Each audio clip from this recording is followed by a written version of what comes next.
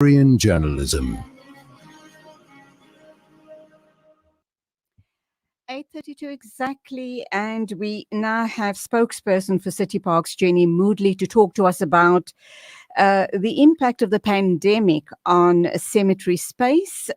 I do remember having a similar discussion with Jenny a little while ago. It might have been about 2 or 3 years ago on another platform, and we didn't even think that we were going to be hit by something called COVID-19. And back then already we had a problem as far as cemetery space is concerned. What does it look like now? Jenny Moodley, good morning. Welcome to the program and nice chatting with you again. Thank you so much, Julie. Yes, absolutely. We discussed in the event of any unprecedented demand of a widespread disease of some sort of where it required mass burials, we reminded viewers that Joburg had adequate burial space. Well, we'd like to say that, yes, we're on the same trajectory. The city of Joburg has got adequate burial plots to meet any unprecedented demand in the event of widespread COVID fatalities. Our biggest concern, though, is that we've set aside just over 1,016,000 grave sites. However, the preparation of which the administrative requirements, which are legislative requirements, we need to ensure that burials follow a due process. And unfortunately, due to this increasing surge in the number of burials, we're finding that administratively we have had some issues. There have been backlogs. We've also had the unrest that resulted in some of the delays in some funerals. So having said that, we're saying it's not all smooth running, but thankfully we have adequate burial space.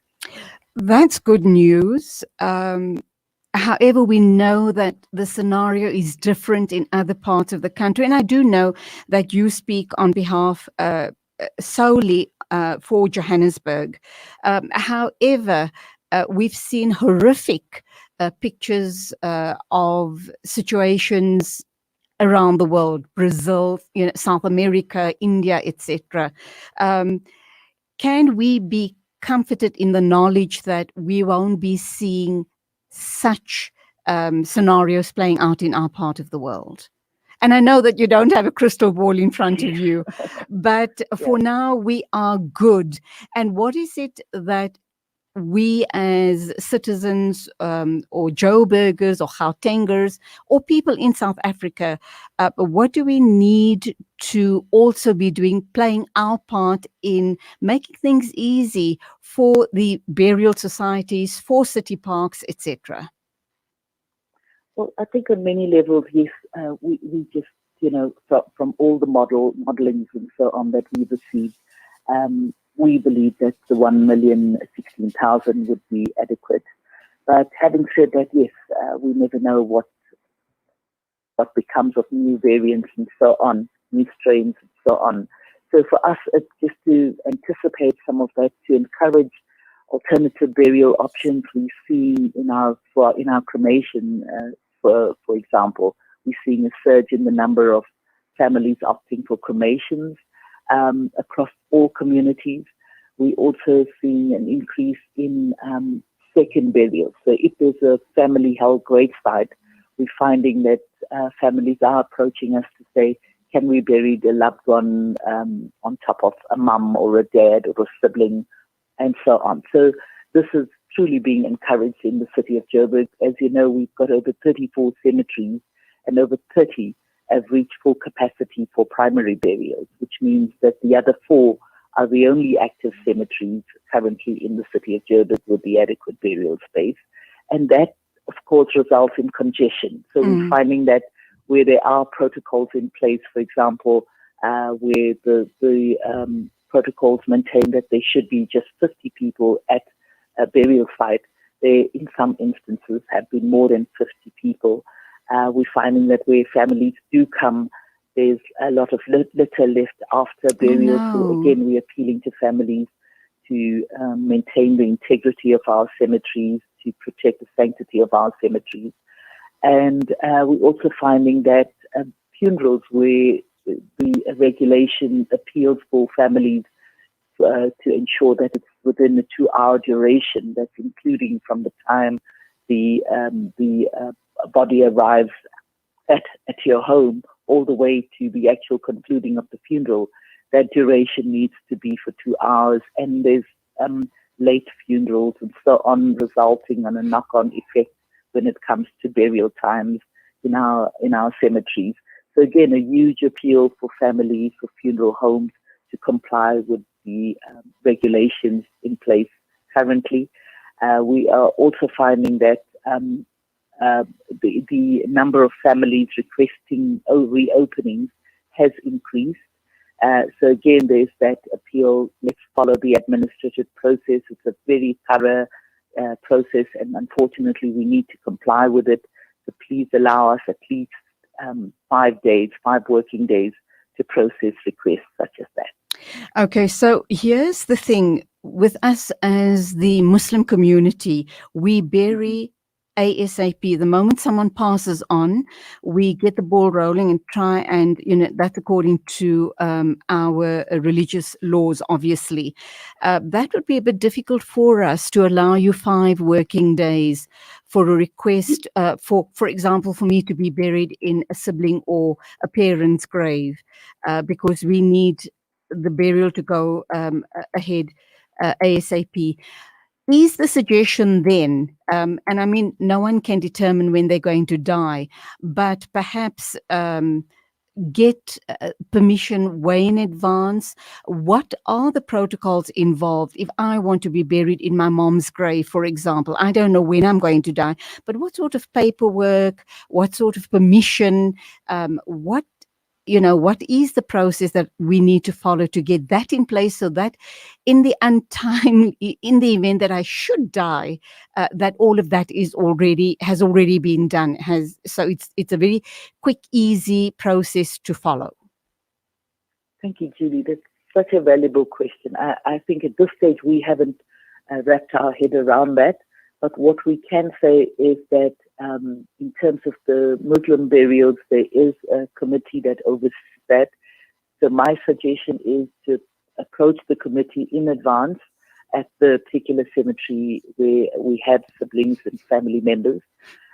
Ensure that you've got the correct grave site, you have the supporting paperwork, you have an affidavit from the local police station saying that this is your mom's grave, and to ensure that that sort of documentation is on hand. And on the day of the funeral, then take it through to the family. The one health requirement, which is across all graves or across the country, is that it must be only after a year of the death of the person buried in that particular grave. So you can't reopen a grave within a 1 year period. Oh, that's a health requirement. So yes, we are encouraging that, but that's food for thought for us. We will certainly use that as a discussion point internally to find out how we can encourage families to work in advance in terms of that. So where there are family disputes, because unfortunately we've been at the forefront of that, we are in favor of reallocating a new grave. We believe that disputes cannot be resolved within a period of burial. So we appeal to families that unfortunately this matter, if there's any dispute whatsoever, that we will opt to allocating a new grave site for the loss of a new family member. Okay, so disputes would be maybe a sibling or a parent wouldn't want a situation like that. They wouldn't want me buried in the same grave as my mom, for example. So anybody that objects in my immediate family would mean that action cannot go ahead. So all of that needs to be resolved beforehand. And I should imagine there would be documents and affidavits supporting that it's okay for the person to be buried in a family grave, for example. Going forward then, Jenny, is City Parks perhaps even looking at multiple family members being buried in one grave? So 2 years later, another sibling gets buried in the same grave. Is that an option? in light of the fact that going forward, we're going to reach a point where we're definitely going to be running out of grave cemetery space. Yes. So currently, we do prepare a grave site. All new grave sites are prepared for a maximum of 3 people. There are areas, for example, in some of our cemeteries where the ground is not conducive to making or ensuring that we can prepare for 3 persons in one grave. We, however, know that the Muslim cemetery in Lenasia, for example, has reached its near full capacity for primary burials. So there has been an allocation in Olifant Slay Cemetery. A new section has been allocated within that area for burials. So yes, so the preparation is where possible. We are encouraging 2nd and 3rd burials, but we do know that it's not always feasible. So where it isn't, families are made aware of that when they are burying their first relative in that particular grave. So again, we appeal to sectors or communities like the Muslim community, because the grave preparation is generally done by the family or by the committee themselves. And we appeal to accommodate the 2nd and 3rd burials where possible. Okay, we have a caller with a question. I'm not quite sure if you're able to answer it, but anyway, let me ask you the question. Do you know if there's anyone who ever died after being given the COVID vaccine? And I'm not sure if you're able to answer that.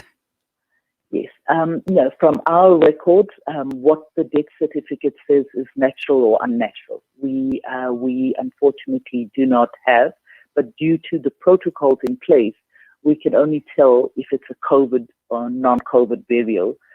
We appealed from the initial outbreak. We appealed to all funeral homes to comply with all funerals as if it was COVID funeral. At that stage, as you can imagine, there's still a lot of confusion and so on. So our funeral homes, who are all accredited, are compliant with all COVID protocols. So at this stage, we do not receive that sort of detail on the death certificate.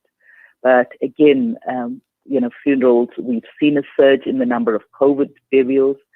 We've seen across all our cemeteries an increase in the number of burials and our crematoriums. So we know that COVID has had a major impact in terms of burials and cremations in the city of Joburg. Okay. In closing then, what else do we need to know as far as protocols in terms of burials, in terms of primary, secondary, burials as, just to assist City Parks in not filling up more rapidly than they currently are? And, anything else we need to abide by as the Muslim community? Yes, I say, this is not a subject that we'd like to say to the families, anticipate, what the worst case scenarios.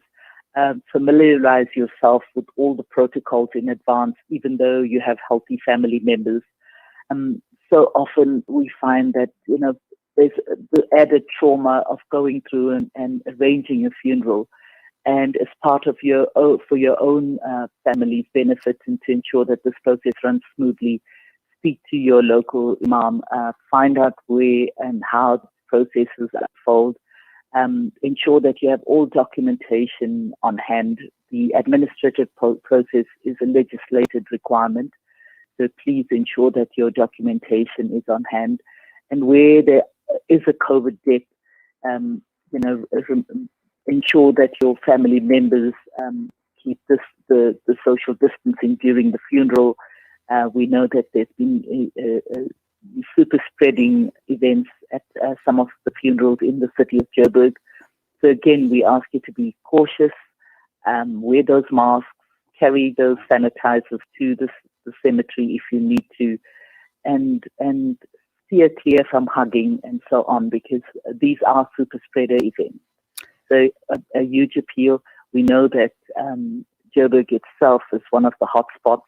We've seen the numbers. At this stage, the numbers show that there has been a huge surge. And so again, we're appealing to families to comply with all protocols. Jenny Moodley, spokesperson for City Parks, thank you indeed for all of that. Go well, and thanks once again. Thank you, Julie.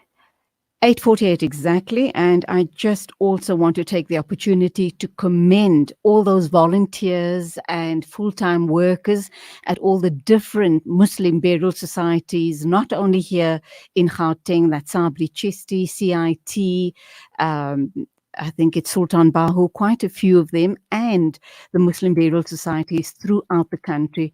Alhamdulillah, you guys are amazing. You do amazing work. You support the families in their time of deep grief, and I just have no words to thank you. You know, to just say what amazing human beings you are.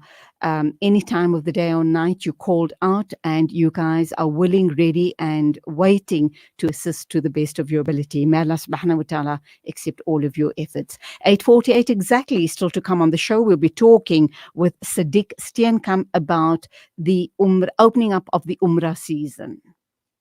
A strip of land with over 2 million people blockaded for 13 years. Healthcare is on